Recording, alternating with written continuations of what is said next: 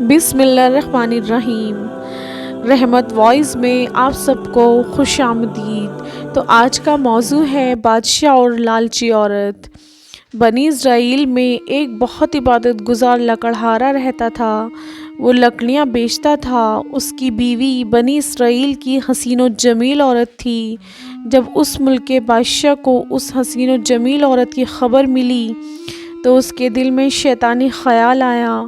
چنانچہ اس نے ایک بڑھیا کو اس لکڑہارے کی بیوی کے پاس بھیجا تاکہ وہ اسے ورغلا سکے۔ عورت لالچ دے کر اس بات پر اس کو آمادہ کر سکے کہ وہ لکڑہارے کو چھوڑ کر شاہی محل میں اس کی ملکہ بن کر زندگی گزارے۔ وہ مکار بڑھیا لکڑہارے کی بیوی کے پاس گئی اور اس سے کہا، تو کتنی عجیب عورت ہے کہ ایسے شخص کے ساتھ زندگی گزار رہی ہے جو نہایت ہی مفلس اور غریب ہے، جو تجھے آسائش اور آرام فراہم نہیں کر سکتا۔ اگر تو چاہے تو بادشاہ کی ملکہ بن سکتی ہے۔ بادشاہ نے پیغام بھیجا ہے، اگر تو لکڑہارے کو چھوڑ دے گی تو میں تجھے اس جھوپڑی سے نکال کر اپنے محل کی زینت بناؤں گا۔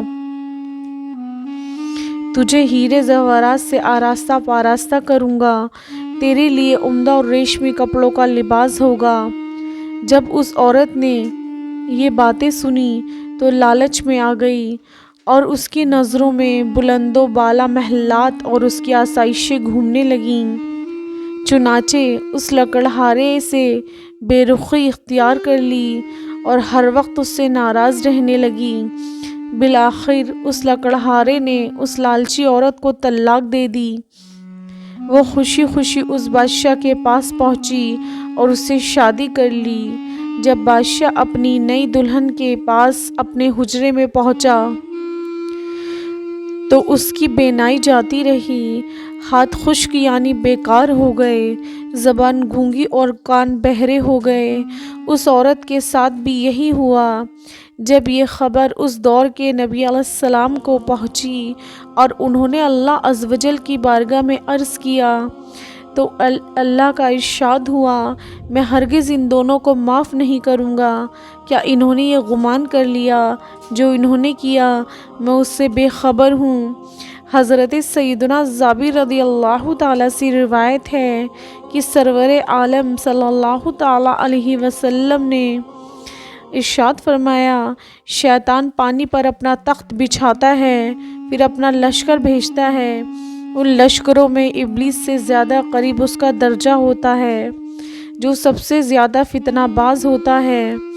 ایک لشکر آ کر بتاتا ہے، میں نے فلاں فتنہ برپا کیا۔ وہ کہتا ہے، تو نے کچھ نہیں کیا۔ ایک اور لشکر آتا ہے، وہ کہتا ہے، میں نے ایک آدمی کو جب تک نہیں چھوڑا جب تک اس کے اور اس کی بیوی کے درمیان جدائی نہیں ڈال دی۔ یہ سن کر ابلیس اسے اپنے قریب کر لیتا ہے اور کہتا ہے، تو کتنا اچھا ہے، اور اپنے گلے سے لگا لیتا ہے۔ اللہ ہمیں شیطانی فتنوں سے بچائے، آمین۔